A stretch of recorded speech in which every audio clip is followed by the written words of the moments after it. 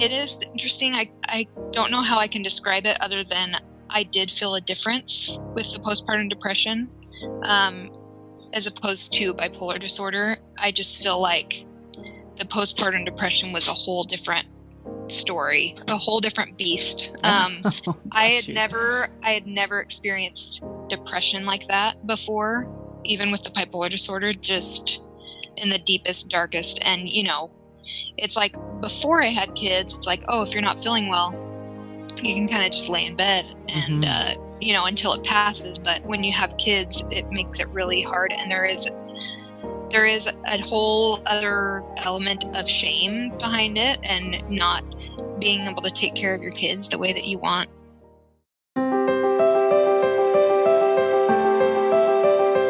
Welcome to Stories of Hope in Hard Times, the show that explores how people endure and even thrive in difficult times, all with God's help.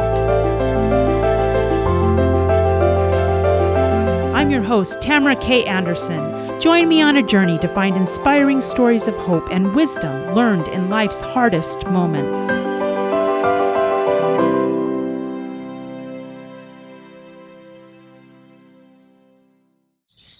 Today, I'm pleased to introduce a young woman who was born and raised in Arizona. She graduated from Brigham Young University in Human Development and was also able to serve a mission for her church in Trujillo, Peru. She has a husband and 2 daughters, and in her spare time, she enjoys playing volleyball and painting. She's also going to talk to us a little bit about what it is like to have bipolar disorder. I am pleased to introduce Erin Nimmer. Erin, are you ready to share your story of hope? Absolutely. Awesome. So you say here that you enjoy volleyball and painting. So tell me a little bit about when you have time to play volleyball as a busy mom. How does that work? So I actually have played through our city before. They have leagues, and I also play once a week just at the church building with a bunch of other ladies and a bunch of other moms who like to play. So we usually just bring our kiddos with us and they just play while we play. That is awesome. It's worked out. It's definitely, I played volleyball in high school, and so it's fun being able to do something that I've always enjoyed doing that doesn't have anything to do with my kids. It just has to do with me. And I think that's important as you deal with all the stresses of motherhood, that you have an outlet where it's just you. And I'm sure painting's probably the same way, right? For sure. I have always enjoyed doing anything creative. And so that's just how my brain loves to do anything creative. So as I take the time out, usually it's in the evenings after my kids have gone to sleep. But as I have taken time to do that, to paint or to draw, it's healthy. It's good. So I think it's good for moms to find something that they like to do apart from their kids and try and do it as much as possible. Amen. As a mom, I totally understand that and get that. It helps you be a better mom when you have those creative outlets, I think. So fantastic. For sure. Awesome. Well, you mentioned high school, so let's go back to high school a little bit, in your story at least, and talk about some of the symptoms you started showing in high school and you weren't sure what they were.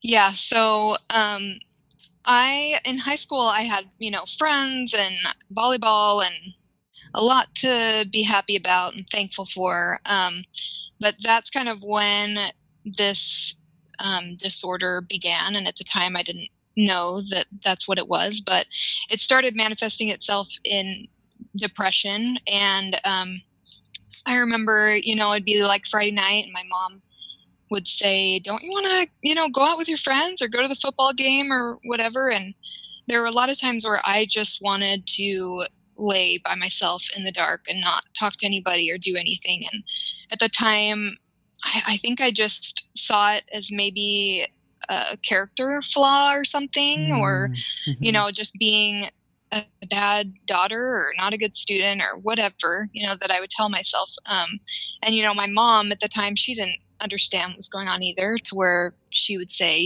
get out of bed, like get out, exercise, do something. I would be depressed if I laid in bed all day. And, since then she's become one of my biggest advocates. But I think at the time she didn't understand. I didn't understand what was happening to me. And, but that's kind of how my journey with bipolar disorder started. So, why don't you tell us a little bit about what bipolar disorder is so that we can understand a little bit better, especially those of us who don't understand it probably as intimately as you do, what it is, what it looks like, and how your actual diagnosis came about? Absolutely. So, bipolar disorder, it's a brain disorder. It's also known as manic depressive illness. And it causes unusual shifts in mood, energy, activity levels, the ability to carry out day-to-day things. And those with bipolar disorder, they cycle between manic states and depressive states. So for me, my manic symptoms manifested as, being restless. I couldn't sleep. My brain felt like very overstimulated. I became very agitated and irritable easily.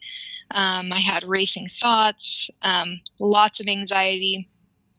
And when I would cycle through my depressive state, I would feel zero energy, no interest in things that I would normally enjoy doing, inability to concentrate.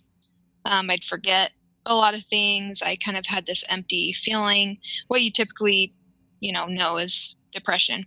And actually, a lot of people with bipolar disorder end up being misdiagnosed with depression, because a lot of times when you're kind of going through the manic phase, you have a lot of energy and you're kind of manic or hypomanic, but it's not something that you really ask for help like you do when you're in a really depressive state, and people can recognize it, more as depression. Many people with bipolar disorder also have anxiety disorders, ADHD, substance abuse problems, trying to self-medicate, right, eating disorders. I was reading last night and learned that people with bipolar disorder, they're also at higher risk for thyroid problems, migraines, heart disease, diabetes, obesity, other physical illnesses. And then one other thing to note is that people with bipolar disorder, lots of times turn to alcohol or drugs to cope with that. They have relationship problems, perform poorly at school, at work, so they're not able to hold down a job because of, cycling between those two things. right. And the instability. Family, friends, and people experiencing symptoms may not recognize those problems as signs of a major mental illness, such as bipolar disorder. And for that reason, I went a lot of years not being diagnosed, or, being diagnosed with depression. Yeah. So, when did the proper diagnosis actually get made? So in hindsight, I should have gone to a psychiatrist long before I did. But, once I got to college, that's when the manic issues started settling in. And I was up at school and I would just have huge panic attacks, and where I, would be walking to school, and just even the thought of being in class surrounded by people, I would just, have freakouts, and I had no idea what was happening. I just saw it as, what's the matter with me? I just must be, lazy, not a good student. Right. All those things. And I had a really hard time socializing, which, like college is a time when, you should be having fun with your friends. And I wasn't. Most of the time I was in that state. And so I was at school. I ended up dropping out for a while and coming home. And we went to different doctors and we tried different things, maybe it's my adrenals, maybe it's my thyroid. Right. And it was a long time before I actually went to a psychiatrist, and that was in 2011, Right. after I'd gotten married. And I walked into the psychiatrist and I just laid it all out. You Uh-huh. know, this is what I do. This is how I feel. And he gave me a pamphlet and said, you have bipolar 2 disorder. And I looked at all of the symptoms and I was like, oh my goodness, that is me. Really? And, So you finally and found what fit. yeah, and it was at that time, it really was a huge relief that I could put a name to what I was experiencing. Um, and I could actually say, like, hey, this is an actual brain disorder. It's not a reflection of me as a person. Yeah. And I think that was really liberating. And, you know, from that point, I still had hard times and I still had to go through finding what was going to help me. But that was really huge for me and huge for my family to finally be able to put a name to what I was experiencing. Um, that was a huge relief for me. Oh, yeah. I can only imagine what a relief it was to finally get a proper diagnosis because, from what I understand, depression medication does not always work with people that have bipolar disorder. Is that correct? Yes, and actually, it's one of the worst things that you can take as someone with bipolar disorder. And I was put on an antidepressant at one point, and you know, I gave it the time that it needed. You know, that they said that Yeah. this is what's going to happen if it helps. And my mom said that and I don't have any recollection of this, but she walked in my room and said my name. She said, Erin, was trying to get my attention. And I looked over at her and she just said my eyes were glazed over and I was just hardly even responding to her. And Wow. she was like, okay, no, we're not doing this. This isn't the right thing. Um, but that's what's really hard about bipolar disorder is, like I said, a lot of people who have it are misdiagnosed. So with depression. So that was my Interesting. experience with antidepressants, but It was a yeah, bad thing. yeah, it wasn't good. Very interesting. Wow. So you mentioned one of the things that living with mental illness that's hard is the shame that goes along with it.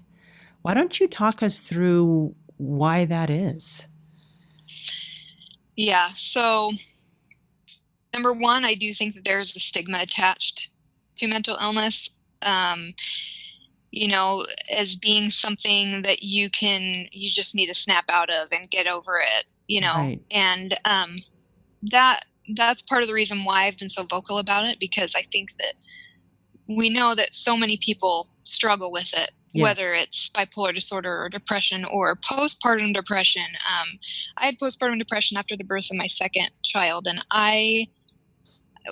that was the first time I'd had that. And so as I was looking into it and seeing the statistics of how many women experience this Mm-hmm. postpartum, I was shocked. I was like, why is this not talked about more? Why is this not Mm-hmm. a thing where it's like, you know, it's the same thing as if you were to have any other type of physical ailment. But I think part of that stigma comes from just people not understanding it. You know, if you haven't experienced it yourself,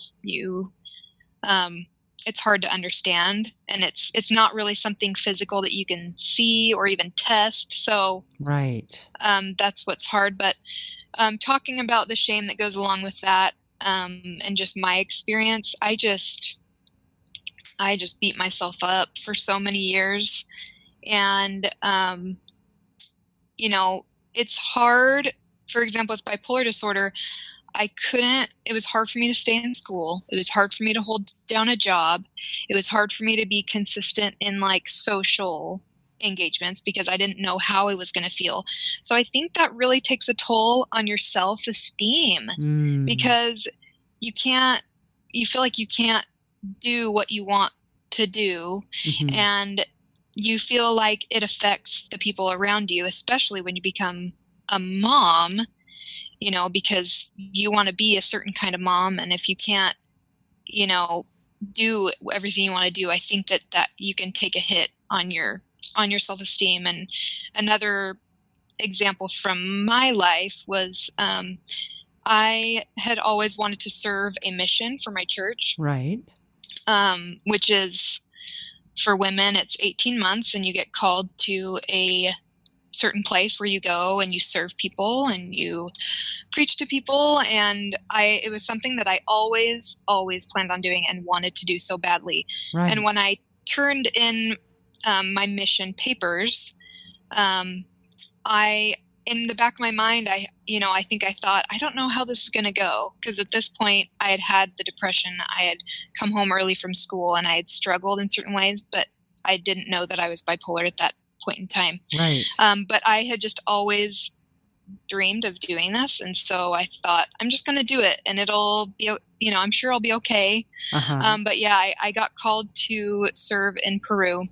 And that situation of leaving home and going to a foreign country, learning a foreign language, being away from family and friends, that situation is hard enough when you don't have a brain disorder. And so with that lifestyle of being on a mission and walking everywhere and, just that lifestyle, and then adding on top of it all of the things that I was experiencing, like heavy anxiety, depression. It was only a matter of months before I was really struggling and I wasn't sleeping at night. Oh, wow. And I called my mission president, the president of the mission there, and I explained to him in the best Spanish I could what was happening to me. And he basically, told me that you need to just get over it, figure it out. Don't think about yourself, just think about others and you'll be good. And I mean, I don't blame him for that. He didn't know, but I'm getting these priesthood blessings. I'm praying.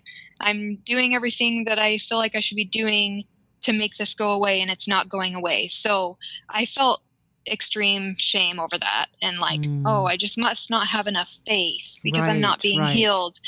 And I think that there is that kind of idea that like, oh, you're sad. Well, just push through it, get over it. And which for a normal person might work, but for somebody that actually has a mental illness, yeah, that's not going to work, right? And I am all about pushing through. Life is hard, and everyone's going to have sadness and anxiety over some things, and fear, and all these things that we experience in life. And I'm all about figuring out ways to help yourself and pushing through, absolutely, when you are capable of pushing through. And I've never once thought, oh, I have bipolar disorder, so I'm just going to roll over and give up. I'm going to do everything that I can in my power. So I'm all about that. But when you have a real serious mental illness and you are not in the right mind and your brain isn't capable of doing those things that you so badly want to do, there's a huge difference. And so I came home after 6 months. It was supposed to be in 18 months. And my mom, when she saw me get off the plane, she just broke down crying because I looked half dead. I had given it everything that I could have given it. And yet I, quote unquote, failed. In my mind, I had failed because I had only made it 6 months, or I had failed because I had to come home early from college because I hadn't gone to school in 3 weeks and I was too afraid to tell my mom. And so there's a lot of those things that I just focused on my failures.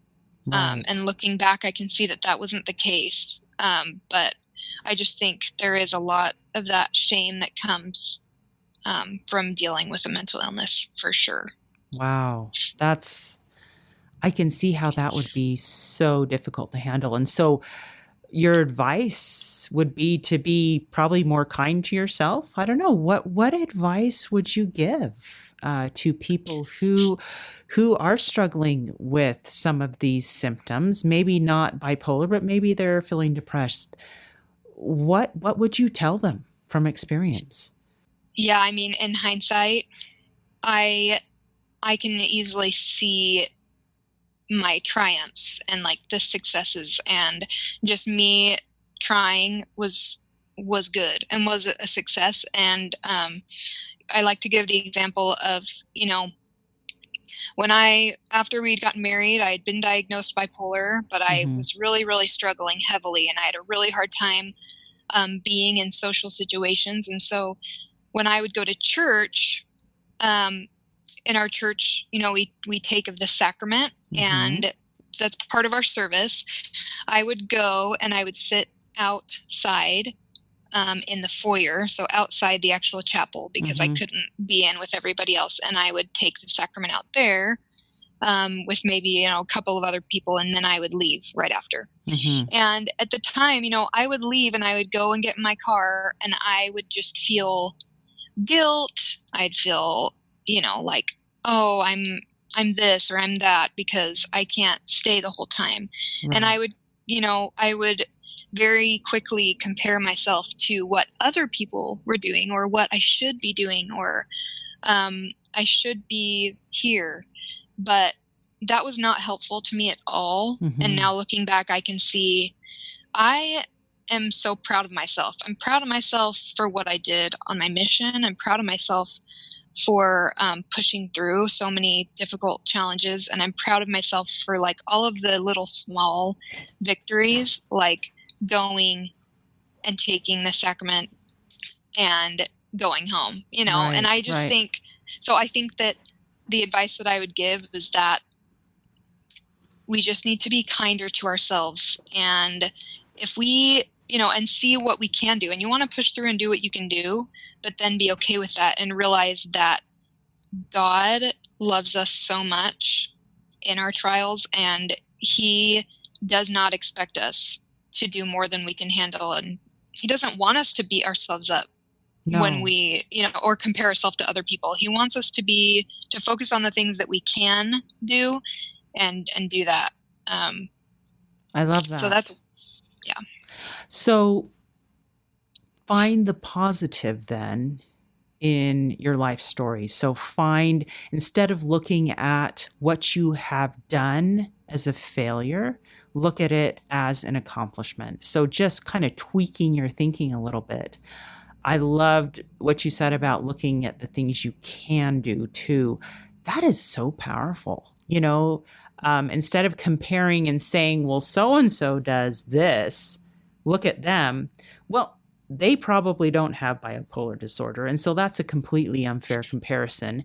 And saying instead, I am me and I can do these things. And as I do these things, I am doing great for me. So I think just nipping that comparison bug in the butt and just saying, all right, I'm good for me. This is normal for me. I'm happy. And I'm going to celebrate these little things that I can do. So I love how you had that mental shift almost, I guess you would say, to For seeing, sure. yeah, to seeing the positive. That's fantastic. Um, you also said that to realize that God loves you. How What did you do to be able to feel God's love when you were feeling these depressive states? What did that look like for you? Well, that's really tricky because mental illness, it really can stifle your feelings. And like, I think that there were lots of times where I did not feel the influence of the Holy Spirit. I didn't Mm-hmm. feel his love. And so I didn't always feel like that. Um, I asked for it, but I didn't always feel that. And there were Mm-hmm. times where I felt very angry and abandoned and alone. And why is this happening to me? And Mm-hmm. um, but I held on to the little things that I did know, and I did hold on to the fact that I knew that God loved me, even though maybe in the moment I couldn't feel that. And one experience I had in particular, it was after we had gotten married, and I was really in a bad place, really in Mm-hmm. a dark place. And I remember so clearly I was laying on the bathroom floor in the dark, just in the lowest state I had ever been. I didn't want to live anymore. And I felt so dark. And I, in that moment, had never felt God's love so completely as I did in that moment. I had this just love come over me, and I had this feeling of this is really terrible right now, and I wish that I could just take it away, and I wish that I could just give you a hug, but I can't. And this trial is going to be for your benefit and for your family's benefit. And at some point you will see the reason behind it. And so that one experience of just knowing without a doubt that Heavenly Father loved me and Mm-hmm. saw me was all that I needed, I guess, to get me through. And so I think that it was important to try and rely on those moments, because I wasn't always going to be okay, and I wasn't always going to feel good, and I wasn't always going to feel loved. And so that was an experience that I had that kind of has helped me through. And since then, I absolutely 100% have seen the numerous blessings that have come from this disorder. And, I have just seen so many blessings come, and so many things that I've learned that I would not trade for a minute. And all of the anguish and the suffering that I've experienced, over the last however many years, have been absolutely 100% worth it. Wow. What I love so many things about that story that you just shared. And one of the things that I love is that you were able to take that moment and remember it. And I think that is so key whenever you're struggling, is to pause and say, maybe I don't feel God's love now, but I remember that one time, where I knew without a doubt that he loved me, and I felt that. And so I love that power of remembering. I think that's just huge, and it's something we can all do no matter how dark our day is, right? So that's a fantastic thing. Now, you mentioned blessings. I'm sure there are many of us out here wondering, what blessings could possibly come from all this suffering and all these hard times? Why don't you share a little bit of the insight there? What blessings have you been able to see from this? I mean, obviously you're at a different place now, so maybe we need to hear a little more of the story of how you've been able to get where you are today. Yeah, definitely. I mean, I think part of why I've been able to see that so clearly is because I'm in a really good place now. In 2013, so 2011, when I was diagnosed, after that time, I had tried different medications, and maybe some would help for a short time, but the ones that I took, they never quite got me to where I wanted to be. Right. And then, during that time, I went to a mental hospital for a while, and it was just it wasn't good. My mom heard about a supplement. It's just a micronutrient supplement, vitamins and minerals. And at the time, I was like, sure, Mom, like a vitamin's going to help me with bipolar disorder. But this specific, yeah. But I think at that point, I was pretty broken, and I was willing to try whatever. Right.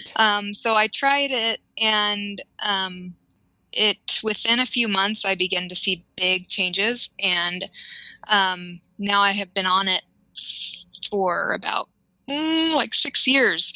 So I have done so well on it, and I feel thankful every single day that I was able to find something that worked for me. Right. And it's going to be different for everybody, and that is a huge challenge of mental illness. And that's something that I would encourage anyone who struggles with it to just do your best to push through and find anything you can that is going to help you. And it's going to be different for everybody, but that's what I found. I'm so thankful for it every day, because it really did bless me to be able to have children. I never thought that was going to be a possibility for me, but I was able to have 2 kids. And in general, I'm just living a normal and happy life. So that's kind of how I got to where I am today. And I'm so thankful for that, because it's blessed me to be able to do a lot And it has blessed me to get to where I am today, to be able to see all of the blessings that have come through that bipolar disorder. And I still definitely feel bipolar, and I feel the ups and downs, but they're completely manageable. And that's what's so awesome about it. So, regarding, all of the things that I have learned through this experience, Yeah. bipolar disorder has been one of the greatest blessings of my life. And that sounds very interesting to say, but Yeah. I wouldn't take it away for anything. It has taught me to be more compassionate to other people, because we see people, but we don't know what their lives are like, and we don't know what they're experiencing internally. And for example, when I see someone on the side of the road, begging for food or money, I see them differently, because honestly, I see that and I think that could totally be me in a second. If I hadn't had the family support, if I hadn't had the resources available to me, I absolutely understand being in that situation. And anyway, I just think that our trials are huge blessings, because they allow us to relate to one another, to have sympathy and empathy for one another, to be able to help each other. And I'm just thankful for that aspect of life, because truly, if we, like we learned in the scriptures, if we didn't know hard times, we wouldn't know the joys. And I've been able to see that in my life. I'm able to get through the hard times because I know that I also am experiencing joy in my life too. So, it has taught me so much about the atonement of Christ. We talk about the atonement a lot in terms of washing away our sins, and that's absolutely a huge part of it. But I'm referencing more, the part about how we can quite literally lay our burdens at the feet of our Savior, and that He will lighten our burdens, and they won't necessarily be taken from us. But I have always felt I have been able to feel His power and just asking for help, for His help, and Him being there and feeling His love for me. So I'm thankful for that. That's knowledge awesome. And that I've learned. I have learned that it's very important to talk. And this is something else that I hope that anyone out there who experiences any type of mental health issue, that, we shouldn't be ashamed to reach out for help and to talk about it. And I think that as we as a society get more comfortable doing that, then, teenagers who might be experiencing depression that might be more extreme, can feel more comfortable reaching out and saying, hey, this isn't normal. I think I have depression, and have it be something that is okay. Well, what should we do about it? Where should we go? Who should we talk to? What should we try? And that people don't have to feel ashamed about that. And then the last thing that I'll share that I have learned is that you are loved, and you're needed, and you are unique, and you have a unique perspective to give and to offer the world. And that we have the ability to take the hard things and turn them around and use them to strengthen us and to love others and to help others. And so I just have hoped that through doing this and through being open about my struggles, that even if there's one person out there who can hear it and say, oh, that sounds like something that I have felt before, or, that they can feel like they're a little more understood, and that they can feel like they're loved and that they aren't alone. So that's awesome. I do think that so often when we have these challenges happen, we do feel alone. And it's an awful feeling to feel like I'm the only one that feels this way right now. And so it is so neat to me, as I've been able to interview different people, to have them open up and share their stories. And just listening to different people's stories of how they felt that way helps me realize that really, when you feel that way, everybody feels that way at some point. Every person I've interviewed has felt alone at some point. And nothing could be farther from the truth, as you know from that experience on your bathroom floor, that God is always with us, especially in our deepest, darkest moments.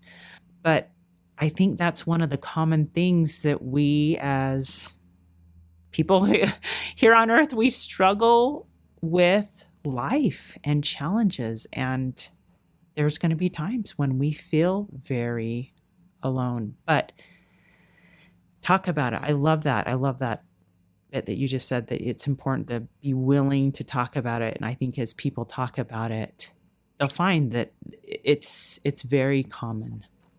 It really, really is. Yeah. Well, and I think that it's therapeutic for you as well. But I will also say that this has come over many years for me of practice and experience. There was a long time where it was a lot harder for me to talk about. And it's just not as draining for me, I guess you could say. But I think we need to be patient with ourselves. I don't think, it might not necessarily be as healthy for one person to be as open as another person. You got to fill out what's helpful for you. Right. But it's taken me a long time to get to this place where I'm just talking about it like what I had for breakfast this morning. So you've come a long way, dear. I've come a long way. That is awesome. We're going to take a quick break, but when we get back, Erin, would you mind telling us a little bit about what it was like to have postpartum depression, and also share with us some of the resources you found helpful with bipolar disorder? I would love to. Awesome. How many of you out there feel like your life is chaotic, crazy, and completely awful compared to the norm? What if I were to tell you that you are normal for you? I am so excited to announce that my book, Normal for Me by Tamara K. Anderson, is now available for purchase on Amazon. This book took me 10 years to write, and I share 20 years worth of lessons learned in my life detours, including being in a car accident and having 2 of my children diagnosed on the autism spectrum. In this book, I share the secrets of how I made it from despair to peace with God's help. I also include a bonus diagnosis survival guide at the very end of my Normal for Me book.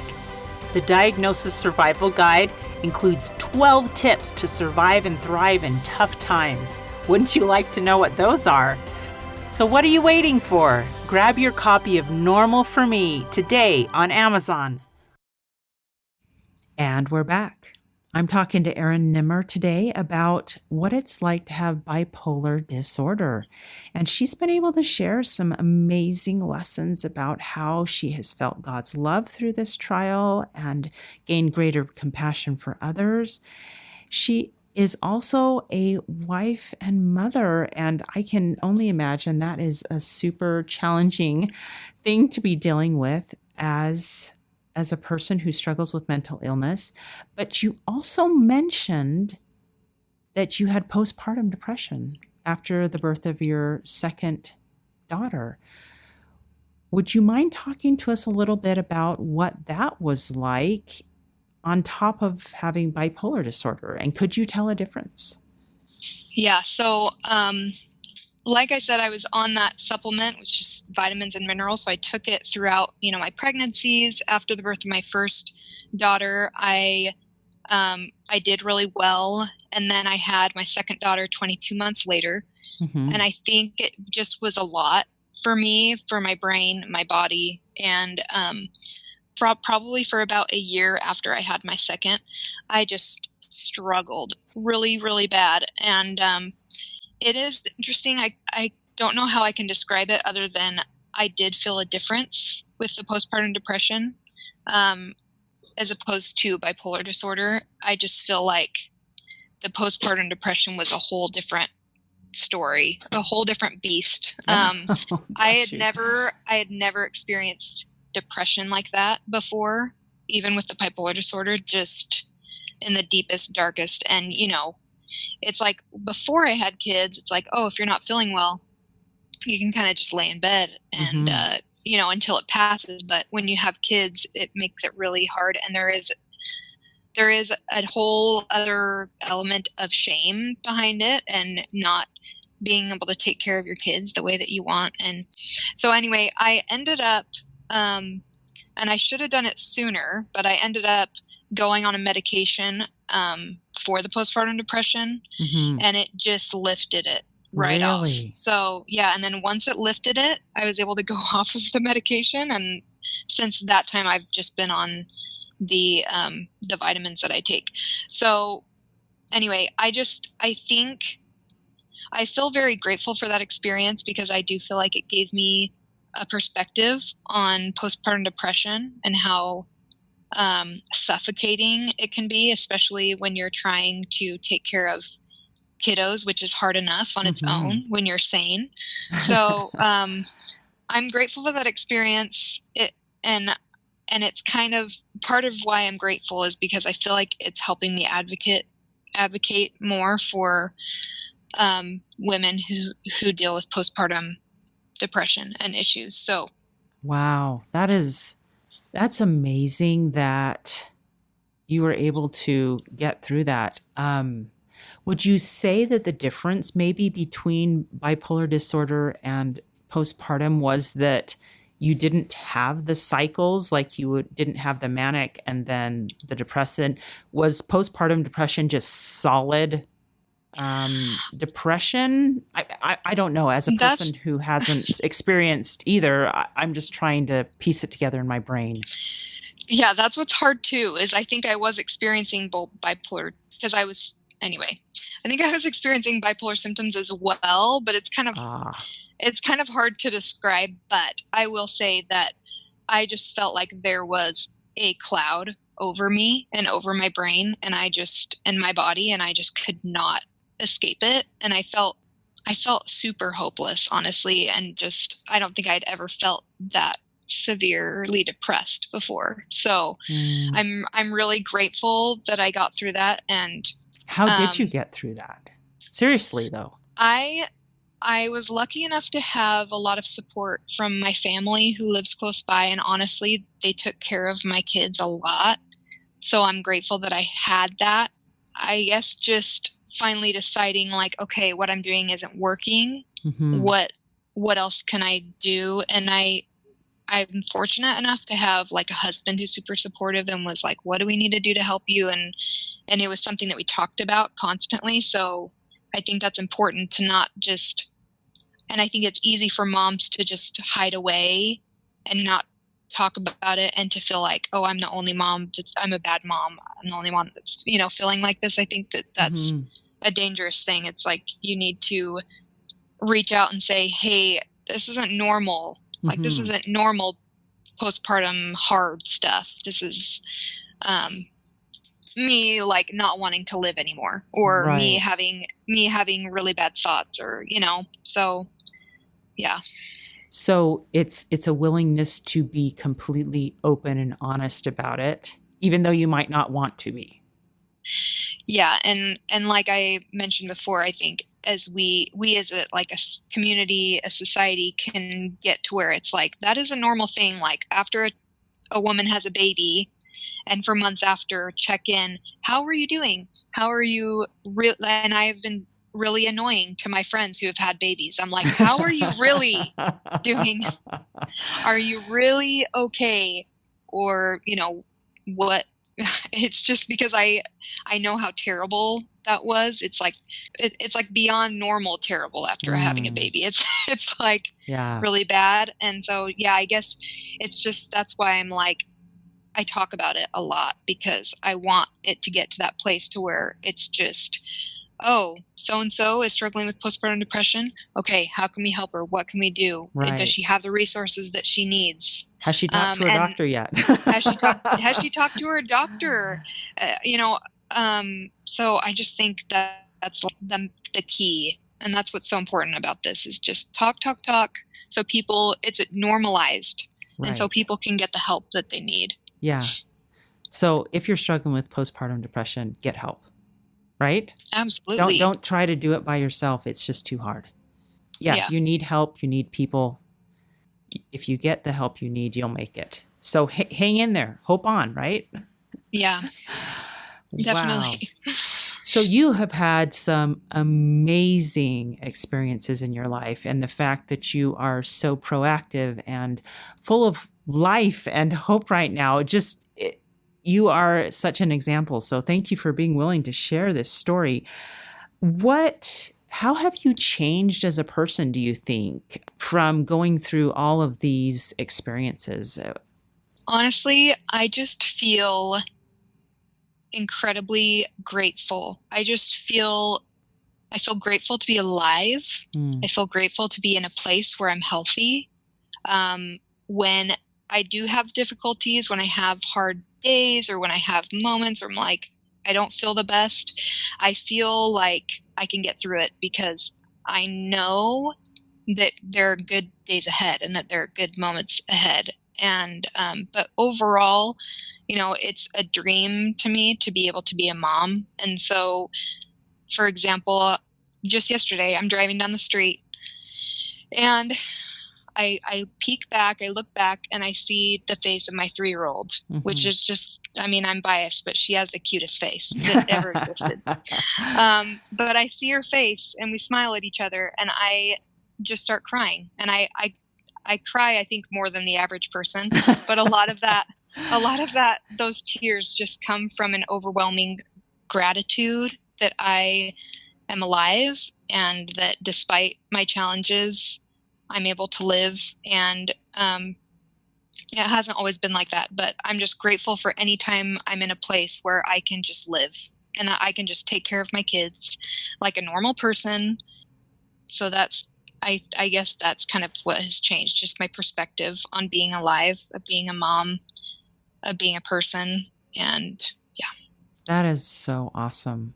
It's amazing what looking for moments of joy and gratitude will do for a person. I know there have been studies that talk about, having people look up and write down little things that they're thankful for and how that really does change their entire perspective. And it looks like you've just kind of done this on your own, that you've been able to just say, you know what? I am thankful. I am thankful each day, and finding those things to be thankful for. That's And beautiful. I will say that, I'm in a place I am physically, mentally able to do that. Right. I have been in places where I'm not thinking clearly. I'm not capable of that. And so that's the difference, Hmm. I just want that to be clear because I know that there are people who it's like, I never want it to be like, well, just be grateful, Right. No, you know, no, no, just, you're but right. no, this is the type of thing that has come over years and I'm in a good place. I'm in a good, Right. healthy place. So it's gratitude that God has kind of helped you through all these huge mountains in the middle of your road, and you've come through on the other side. So let's get to these resources, because these are powerful things that have helped you along the way. You mentioned that there was a song that was particularly helpful to you when you were struggling. Would you mind telling us a little bit about this song and where it is? And we'll link all these resources in the show notes for anyone who is interested in finding these things. I really love the song Redeemer by Paul Cardall, Hmm. Cardall. It's a song and it's just piano. And every time I listen to that song, I just feel peace and I love it. Um, in general, I would say resources. I think that if people are feeling like there's a serious issue that they need to take care of, then definitely seek out medical professionals. Right. And I have done counseling in the past, and I think that has been super helpful. I think every single person on the planet could benefit from counseling because So let's we just all destroy that stigma right there. If you go to a counselor, it's normal, Oh, right? no, absolutely. I think that it's great and super healthy to talk through things with someone who, number one, is a professional, but also someone who is kind of an impartial person to Right. talk to, not someone who, because if I talk to my mom, it's always going to be coded with love, which is great. And I talk to my mom all the time, but Hmm. it's good to seek out a professional. And I think counseling is awesome. An awesome resource to learn how to deal with things that you're struggling with. And really now, like, I'm doing well, but I also feel like there are these residual issues that have come up from just dealing with bipolar disorder for so long, like control issues, and just feeling like things have to be a certain way. And that just comes from years and years of not being able to control how I felt. I had to experience that control in other aspects of my life. So Right. just things like that, I think it's good to work through. So the other thing, I mentioned that vitamin that I take, Yeah. Please tell us a little bit and about that, it. since I have taken it, my mom was very vocal about, like, if this thing helps you, it will be a miracle, and I'm going to share it with everybody. And that's kind of what happened. And it's brought me a lot of joy to see just how it's helped a lot of other people too. And so it's just basically it's micronutrients. It's something that our bodies and our brains need to function right. And Hmm. it's a kind of a long story, but they just found that it helps a lot of people with lots of different issues, but mainly mental health issues. And so I it's just been awesome, and I have been giving it to my kiddos because they made it into a form into like kind of a little pixie stick. So each of my girls takes it every day. And my 2-year-old, she was having these meltdowns, which 2-year-olds have meltdowns, right? Yes, they That is do. a typical 2-year-old behavior. But she was having these meltdowns that were just, she wouldn't make eye contact with me. They were happening every single day, at least once a day, until she would just completely exhaust herself. And I couldn't Wow. distract her away from it. And she was hitting and scratching herself and all of those things. And it was really hard to see. And so when I found out that because I would usually take it in capsules, but when I found out that they were making it into this form that kiddos could take it, I was like, she needs that. So as soon as I was able to get my hands on some, I started giving it to her. And within 3 days, they went away completely. Wow. And I was like, what? I mean, if anyone's going to be a believer in this, in these micronutrients, it's me, because it completely and totally changed. I'm a completely different person on them. But to see that was just like, wow. And then I ran out because I only got a certain amount because it was just kind of the beginning stages. And within a few days, they came back.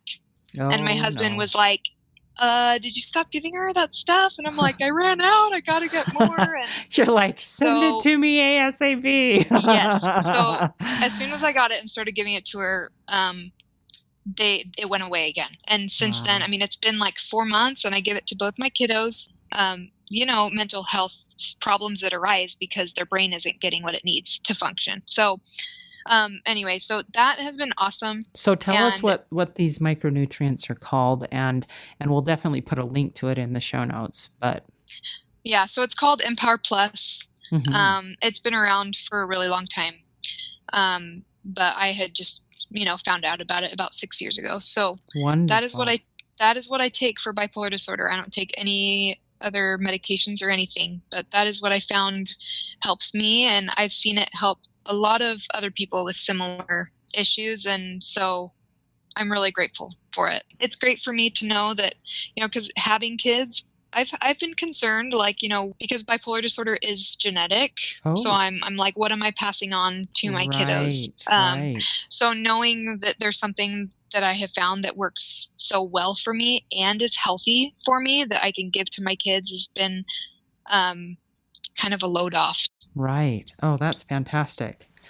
And then would you mind also telling us, you said you had a verse and a quote that you wanted to share that were particularly helpful to you as you've been struggling with mental health issues. Would you mind sharing those with us as well? I would love to. So there is a scripture that part of it says, "Thou knowest the greatness of God, and He shall consecrate thine afflictions for thy gain." Ooh, And I I love held that. on to that held on to that for a long time because I do know God, and I have had experiences in my life that have really built up this knowledge that he lives and that he loves me. And I've held on to that, and in knowing that this affliction specifically, mental illness, would be for my gain. And that is absolutely true. I have seen that come about in my life. It has shaped me into a better person. It shaped me to be a better mom, better wife. And so that has brought me a lot of peace over the years. The quote that I wanted to share is from a leader in our church who gave a talk on mental illness specifically. And this talk was actually given during a time when I was really, really struggling back in 2011. And it brought me so much peace because I felt like I was justified. And it was like someone that I respected a lot and loved a lot to say all of the things that he said, which it brought me a lot of peace and comfort. And this quote specifically I loved. He said, "So how do you best respond when mental or emotional challenges confront you or those you love? Above all, never lose faith in your Father in heaven, who loves you more than you can comprehend. That love never changes. It is there for you when you are sad or happy, discouraged or hopeful. God's love is there for you whether or not you feel you deserve it. It is simply always there. Never, ever doubt that, and never harden your heart." And I love that every single person on the earth, God loves every single one of us. And that love never, ever changes. And when I was in the middle of my deepest, darkest days and just felt like worthless and felt terrible about myself or felt bad about how I was affecting those around me, just knowing that God's love is always there for us no matter what, and it's there for us when we don't feel like we deserve it. It's just simply always there. And I know that is so true. God has been so good to me in my life, and I am so thankful for all of the joys that he has given to me in my life and all of the blessings. And I thank him all the time for the trials that he has given me, which have allowed me to grow and become more of the person that I want to become, which is like him. So. That is so profound. It's interesting how much we can truly learn from our hardest experiences. And you have just shared like a boatload of knowledge in this short amount of time. And I'm so thankful that you've been able to share with us how you've made it through, and especially the message of God's love, that he loves you and he loves each of us. I think that's a powerful message to really end on. Erin, thank you so much for sharing your story of hope and taking us on your journey through bipolar disorder and postpartum depression and how you've been able to come out on top. So thank you for sharing your story of hope. Hey, thanks so much for listening to today's show. I know that there are many of you out there that are going through a hard time, and I hope you found things that have been useful today as you listen to the podcast. If you would like to access the show notes from today's podcast, visit my website. It is storiesofhopepodcast.com. That is where you'll find favorite quotes from today's episode and shareable memes. And those are fun because you can share them with your friends on social media. You will also find the links mentioned throughout today's episode, so you don't have to remember what those were. And also all the tips that were shared. Sometimes tips are shared so much throughout an episode you forget. What were those great things? So go to the show notes, storiesofhopepodcast.com, to look up these fantastic resources. You know, if someone kept coming to mind during today's episode, Perhaps that means that you should share this with them. Maybe there was a story shared or a tip that they really, really need to hear. So go ahead and share this episode with them. May God bless you, especially if you are struggling, with hope to carry on and with the strength to keep going when things get tough. Remember to walk with Christ, and He will help bear that burden. Above all else, remember, God loves you.